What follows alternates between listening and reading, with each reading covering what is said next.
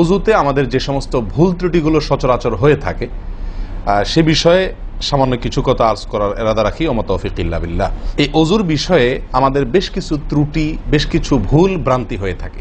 অজুর যে ভুলগুলো হয়তো আপনিও করেন, আমরাও করছি প্রতিনিয়ত, কিন্তু জানি না। তো সেগুলো নিয়ে আমরা সংক্ষেপে আলোচনা করব। নবী সাল্লাল্লাহু আলাইহি ওয়াসাল্লাম বুখারী মুসলিমের হাদিসে আসছে, তিনি বলেছেন, লা তুকবালু সালাতুন বিগাইরি তাহুরিন, পবিত্রতা ছাড়া কোনো সালাত কবুল হবে না। কোনো সালাত আল্লাহর কাছে অ্যাকসেপ্টেড, গ্রহণযোগ্য হবে না কি ছাড়া? তাহারাত ছাড়া, অজু ছাড়া। মুসলিম বর্ণিত হাদিসে আসছে, নবী সাল্লাল্লাহু আলাইহি ওয়াসাল্লাম বলেছেন, যে ব্যক্তি পরিপূর্ণভাবে অজু করবে, পরিপূর্ণভাবে অজু করবে, ভালোভাবে অজু করবে, এবং অজুর শেষে কালিমাতুশ শাহাদা যেটা আছে, আশহাদু আল্লা ইলাহা ইল্লাল্লাহু ওয়াহদাহু লা শারীকা লাহু ওয়া আশহাদু আন্না মুহাম্মাদান আবদুহু ওয়া রাসূলুহু, এই কালিমায়ে শাহাদা পাঠ করবে অজুর শেষে, এই ব্যক্তির জন্য আল্লাহ সুবহানাহু ওয়া তাআলা জান্নাতের সমস্ত দুয়ার খুলে দিবেন। প্রিয় ভাইরা, এখন আসি আমরা অজুতে কি ভুলগুলো আমাদের এমন হয় যেগুলোর কারণে আমাদের অজুর পূর্ণতা নষ্ট হতে পারে। তার ভিতরে এক নম্বরের ভুল হলো, যেটি আমাদের হয়ে থাকে অজুর ক্ষেত্রে অনেকেরই, সেটা হলো বিসমিল্লাহ পাঠ না করা। অজুর শুরুতে কি পাঠ করতে হয়? বিসমিল্লাহ। আপনি যখন হাত ধুয়ে তো অজু শুরু করবেন, দুই হাতের কবজি দুই হাতে অজু শুরু করবেন না, প্রথম কাজ, তার আগে আপনি কি করবেন? বিসমিল্লাহ। বিসমিল্লাহ বলে হাত ধুয়ে তারপর অজু শুরু করবেন। বহু লোক আছি আমরা, অজুখানায় ওই গল্প করতেছি, আড্ডা মারতেছি, কথাবার্তা বলতেছি, এই বলতে বলতে অজু শুরু করে দিছি। তাহলে বিসমিল্লাহ কখন পড়তেছি? বিসমিল্লাহটা অনেক সময় অমনোযোগিতার কারণে, অবহেলার কারণে, অন্যমনস্কতার কারণে বিসমিল্লাহটা অনেক সময় আমরা বলতে ভুলে যাই। অথচ এই বিসমিল্লাহ পাঠ করা অজু শুরুতে অনেক বিশেষজ্ঞ আলেমের মতে ফরজ। অনেকে বলেন বিসমিল্লাহ পাঠ না করলে অজুই হবে না, আপনি যদি ভুলে বাদ দেন অজু হলো না। যদিও সংখ্যাগরিষ্ঠ ওলামাদের মতে এটা না, তাদের মতে বিসমিল্লাহ পাঠ করা এটা অজুর সুন্নাহ। এটা হলো অজুর কি? সুন্নাহ। এটা আপনি যদি বিসমিল্লাহ বলে যদি অজু শুরু করেন, তাহলে অজুটার ভিতরে পূর্ণাঙ্গতা আসলো। দ্বিতীয় যে ভুলটি হয় ভাই, 199 জনের বলবো, তার চেয়ে বেশি হতে পারে, হাজারের ভিতরে 10 জন মানুষের হয় কিনা আমার সন্দেহ আছে এই কাজটা সঠিকভাবে করতে পারি না। সেটা হলো অজুর সময় মিসওয়াক করা। অজুর সময় কি করা ভাই? মিসওয়াক করা। এটি এত গুরুত্বপূর্ণ সুন্নাহ যে নবী সাল্লাল্লাহু আলাইহি ওয়াসাল্লাম বলেছেন, বুখারীর হাদিস, লাউলা আন আশুক্কা আলা উম্মতি লা আমারতুহুম বিসওয়াকি ইনদা কুল্লি ওযু। বুখারীর হাদিস। নবী সাল্লাল্লাহু আলাইহি ওয়াসাল্লাম বলেন, আমার উম্মতের জন্য যদি কঠিন না হতো, তাদের জন্য কষ্টের কারণ না হতো, তাহলে আমি তাদেরকে বাধ্যতামূলক করে দিতাম, ফরজ করে দিতাম কি? প্রত্যেক অজুর সময় মিসওয়াক করা। হাদিস থেকে, তার বক্তব্য থেকে বোঝা যায় যে অজুর সময় মিসওয়াকের গুরুত্ব তার কাছে কত বেশি ছিল। 3 নম্বর যে ভুলটা আমাদের হয়ে থাকে সেটা হলো কুলির মধ্যে। দেখেন, প্রত্যেকটা কাজেই কিন্তু আমি একটা একটা করে আপনার দেখাচ্ছি অজুর প্রত্যেকটা কাজে আমাদের ত্রুটিগুলো হয় কিভাবে। দেখেন, কুলির সময় ভুল হয়। কি ভুল হয়? কুলিটা যেভাবে করার কথা সেভাবে আমরা করি না। হাদিসে কুলির বিষয়ে নির্দেশ এসছে, সেটাকে বলা হয়েছে মদমাদা। মদমাদা আরবি শব্দ, এটার বাংলা অর্থ হয় কুলি করা বা কুলকুচি করা বা কুলকুচা করা।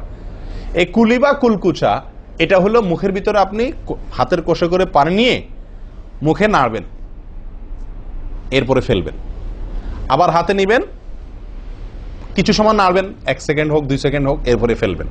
এটা হলো কুলি বা কুলকুচা। আমরা বেশিরভাগ সময় এরকম করি আলহামদুলিল্লাহ। যখন ব্যস্ত থাকি, যখন হুলস্থুল থাকে, কোনো সময় কোনো কাজের তাড়া থাকে, তখন অনেক সময় আমরা কি করি?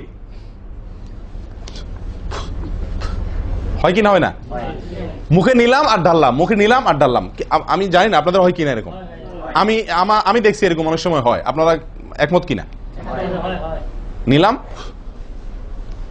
মানে ব্যস্ততার কারণে, হয়তো জামাত শেষ হয়ে যাচ্ছে বা অন্য কোনো কারণ আছে, অথবা দেরিতে আসছি, তো তখন মুখের ভিতর নেওয়াও আর ফেলাও, এতে কলি হবে না। নাম্বার 4, নাকে পানি দেওয়া। দেখেন, একটা একটা করে দেখেন, প্রত্যেকটাতে ত্রুটি আছে। আল্লাহুল মুস্তাআন।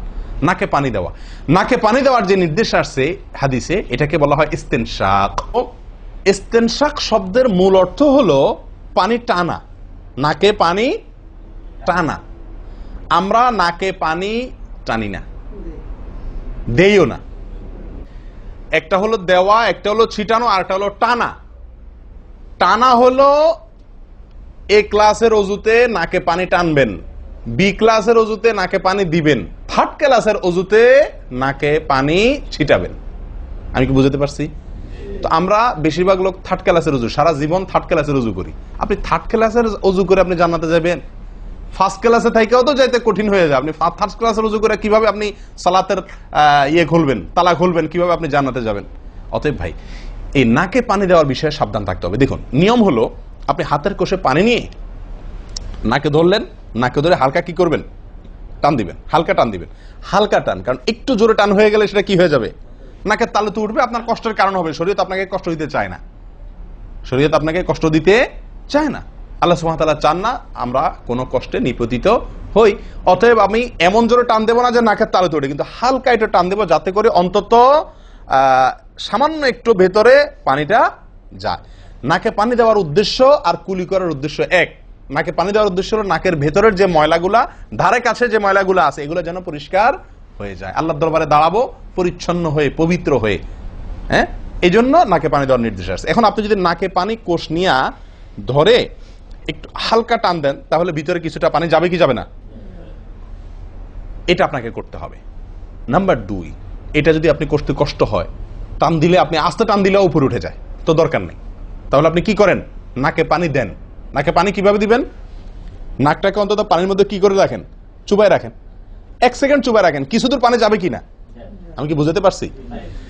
আমরা অনেকে বিশেষ করে আমি দেখছি ওযু করার সময় নাকে পানি ছিটান। কিভাবে পানি ছিটান? ওই যে কষে করে পানি নিয়ে, লক্ষ্য করছেন আপনারা? এভাবে নিয়ে এরকম মারে পানিটা, এরকম মারলে সেটা কি হলো? ছিটানো হলো। হাদিসে যে ইস্তেনশাকের কথা বলা হয়েছে সেটা হলো না। আপনি সারা জীবন ওযু করলেন, অথচ আপনার কখনো নাকে পানি দেওয়ার সুন্নাহটি আদায় হলো না। সারা জীবন, আজীবন আপনার ওযুটি হয়ে গেল সুন্নাহ ছাড়া।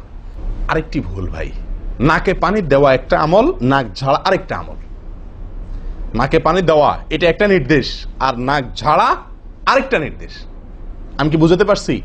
কুলি করা একটা আমল, হাত ধোয়া একটা আমল, হাতের কবজি পর্যন্ত 2 হাতের বিসমিল্লাহ বলা, তারপর তো এটা আছেই। এরপরে মেসওয়াক করা একটা আমল, কুলি করা আরেকটা সুন্নাহ, কুলির পরে নাকে পানি দেওয়া বা নাক দিয়া পানি টানা আরেকটা আমল, এরপরে নাক ঝাড়া আরেকটা আমল। ভাই, এরপরে আসি আরেকটি গুরুত্বপূর্ণ আমল যেটি হয় না, বা আরেকটি ত্রুটি ওযুতে, সেটি হলো আঙ্গুল খেলাল না করা। ওযুতে কি না করা? আঙ্গুল খেলাল না করা। আঙ্গুল খেলাল হলো হাত এবং পায়ের আঙ্গুলের যে চিপাগুলো আছে, এই চিপাগুলোতে পানি পৌঁছানোর জন্য, পানি পৌঁছানোটা নিশ্চিত করার জন্য কি করতে হবে? এক হাতের আঙ্গুলকে অন্য হাতের আঙ্গুলের চিপায় ঢুকায়া এভাবে কি করতে হবে? একটু হালকা নাড়তে হবে, যাতে করে জায়গাটাতে, চিপাটাতে পানি গেছে এটা নিষ্কারণ। এই চিপাগুলোতে পানি নাও যেতে পারে শুকায় থাকার কারণে। তো আপনি যদি একটু না দেন পানির ভিজা আঙ্গুল দিয়া, তাহলে ইনশাআল্লাহ ওখানে পানি পৌঁছানোটা মোটামুটি নিশ্চিত হয়ে যাবে। ঠিক না ঠিক? পায়ের আঙ্গুল কিভাবে করবেন? পায়ের আঙ্গুল তো আর এক আঙ্গুল অন্য পায়ের আঙ্গুল ঢুকাতে পারবেন না। সেটা করবেন হলো, অন্য হাদিসে আসছে, এই যে কোন আঙ্গুল আছে না, কোন আঙ্গুল দিয়া সব চিপাগুলোতে কি করবেন? ঘষা দিবেন। কোন আঙ্গুল দিয়া আপনার সব পায়ের আঙ্গুল চিপাগুলোতে ঘষা দিবেন। ভাই, আমরা কজনে করি এই খেলার আমলটা বলুন তো? পায়ের আঙ্গুল, কোন আঙ্গুল দিয়া পায়ের আঙ্গুলের চিপা খেলাল করা, হাতের আঙ্গুল খেলাল করা, কজনে করি আমরা বলেন? তাহলে এই ভুলগুলো আমাদের অহরহ হচ্ছে না ভাই? আমরা কি জান্নাতে যেতে চাই না? আমাদের সালাতটা সুন্দর হোক আমরা চাই না ভাই? আমাদের এই সালাত খুব পাওয়ারফুল হোক, শক্তিশালী সালাত হোক। এই সালাতের মাধ্যমে আমি অন্যায় থেকে বেঁচে থাকবো, এই সালাতের মাধ্যমে আমি জান্নাতে যাব, এই সালাত আমাকে খাঁটি মুসলিম বানাবে, এই সালাত আমাকে আল্লাহর কাছে প্রিয় বানাবে, এই সালাত কিয়ামতের দিন নূর হবে। আমরা চাই না ভাই?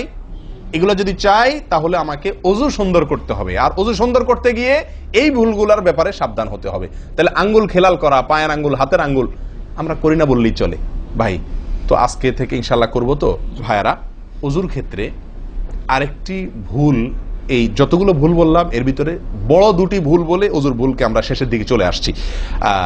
একটি বড় ভুল হলো শুকনা থেকে যাওয়া। কোনো জায়গা যদি আপনার অবহেলার কারণে শুকনা থেকে যায়, ওযুর অঙ্গগুলো যেগুলো ধুইতে হবে, তার কোনো অঙ্গ যদি শুকনা থেকে যায়, ওযু হবে? ওযু হবে না। এক ব্যক্তি ওযু করে আসছেন, নবী সাল্লাল্লাহু আলাইহি ওয়াসাল্লাম দেখেছেন তার ওযুর কোনো জায়গা শুকনা আছে, তিনি বললেন যাও আবার ওযু করো, তোমার ওযু হয় নাই। তিনি তাকে পুনরায় ওযু করাইছেন। কেন? তার ওযু সঠিকভাবে হয় না, শুকনা রয়ে গেছে।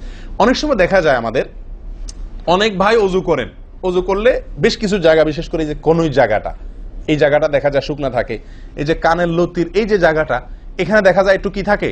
শুকনা থাকে। কপালের দিকে দেখা যায় শুকনা থাকে। এই জায়গাগুলো অনেক সময় দেখা যায়, বহু লোককে দেখা যায় ওযু করে আসছে, এখানে শুকনা, এখানে শুকনা, পায়ের গোড়ালি, গিরা, এই জায়গাগুলোতে শুকনা। কারণ হলো ওই যে অবহেলা করে অজু করছে, কোন রকম অজু করছে, অজুটা যেভাবে করা দরকার সেভাবে করে নাই। ভাই এই জিনিসটা আপনার লক্ষ্য করা দরকার কি দরকার না? অজুই হবে না। এই যে ভুলগুলো বললাম এগুলা হলে আপনার অজু হয়ে যাবে, কাগজে কলমে অজু হয়ে যাবে। কিন্তু এখনকার যে ভুলটা বললাম, যদি শুকনা না থাইকা যে আল্লাহ মাফ করেন, তাহলে কাগজে কলমে অজু হবে না, কাগজে কলমেও কি হবে না? অজু হবে না। এত জঘন্য। সাবধান থাকার দরকার কি দরকার না?